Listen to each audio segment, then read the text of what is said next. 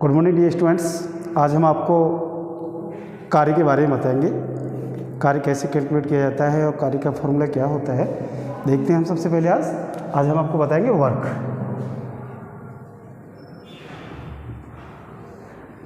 Work को हिंदी में बोलते हैं डियर कार्य।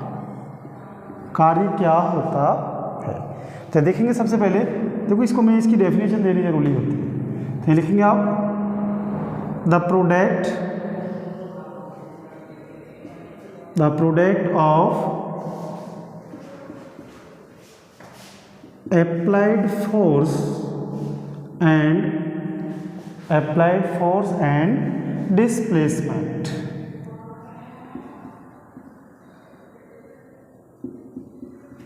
ब्रैकेट क्लोज कर देंगे। इज नोन एज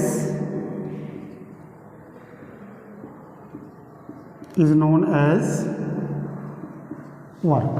देखेंगे यहाँ हमारे पास कोई ऑब्जेक्ट रखा हुआ है।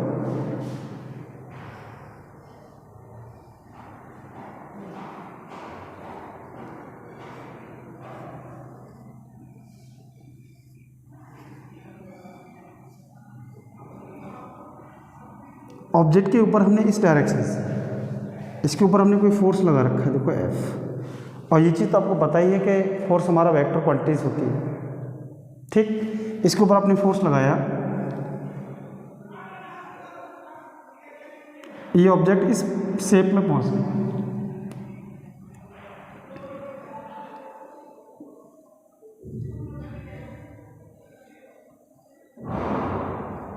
एक बात याद रखेंगे आप, ऑब्जेक्ट का मास है, उसके ऊपर फोर्स लगाते हैं तो उसमें मास चेंज नहीं होता है, लेकिन इसकी पोजीशन चेंज होगी। पहले S1 थी और क्या होगी, S2 होगी। यानी कि ये प्रारंभिक बिंदु हो गया और ये अंतिम बिंदु हो गया। तो अंतिम बिंदु और प्रारंभिक बिंदुओं के बीच हम लोग क्या निकालते हैं, विस्थापन निकालते हैं। क्या निकालते हैं, विस्थापन निकालते हैं। तो हम लोग यहाँ निकल सकते हैं वर्क W से रिप्रेजेंट करते हैं हम लोग। किसे रिप्रेजेंट करते हैं, और W इज इक्वल्स टू होता है F इंटू S।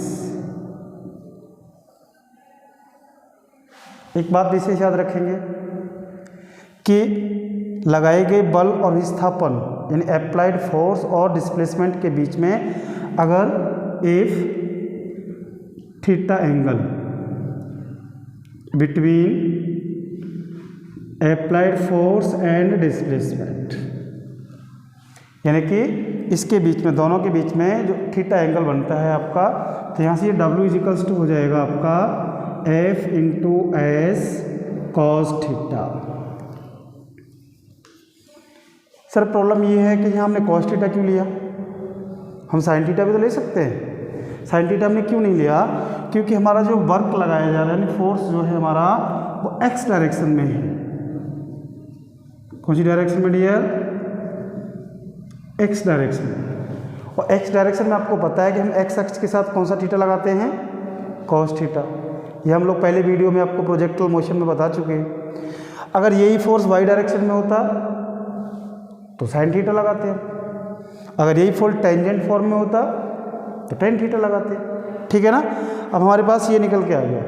अब यहाँ से हम देखेंगे कि इसकी दो कंडीशन होती है। कंडीशन नंबर फर्स्ट ये है, if theta is equals to 0 degree, यानी कि लगाया गया बल 0 डिग्री पर वर्क करे, तो देखिए W इज इक्वल्स टू क्या हो जाएगा, F into S cos 0 degree. और आपको पता है कि कॉस 0 की वैल्यू कितनी होती है, 1 होती है। कितनी होती है, 1। तो यानी कि यहाँ जो वर्क हो जाएगा आपका F इंटू एस हो जाएगा, और ये वर्क हो गया आपका पॉजिटिव। यानी कि हमारा कार्य कैसा हो गया, धनात्मक हो गया। कैसा हो गया, धनात्मक। क्लियर है ये चीज। अब इसके बाद दूसरा स्टेप देखेंगे आप, if theta is equals to 90 degree. कितनी डिग्री हो आपका, theta is equals to 90 degree. तो देखिए W इज इक्वल्स टू क्या हो जाएगा, F इंटू एस कॉस 90। और आपको पता है कि कॉस 90 की जो वैल्यू होती है दोस्तों, वो कितनी होती है, 0 होती है। तो हमारा जो वर्क है वो क्या हो जाएगा, वो 0 हो जाएगा। क्लियर है ना। और तीसरे स्टेप में देखेंगे हम लोग यहाँ से, if theta is equals to कितनी डिग्री हो, 180 डिग्री। कितनी डिग्री हो, तो आपको पता है कि cos 180 की जो वैल्यू है वो कितनी होती है, -1 होती है। क्लियर है ना।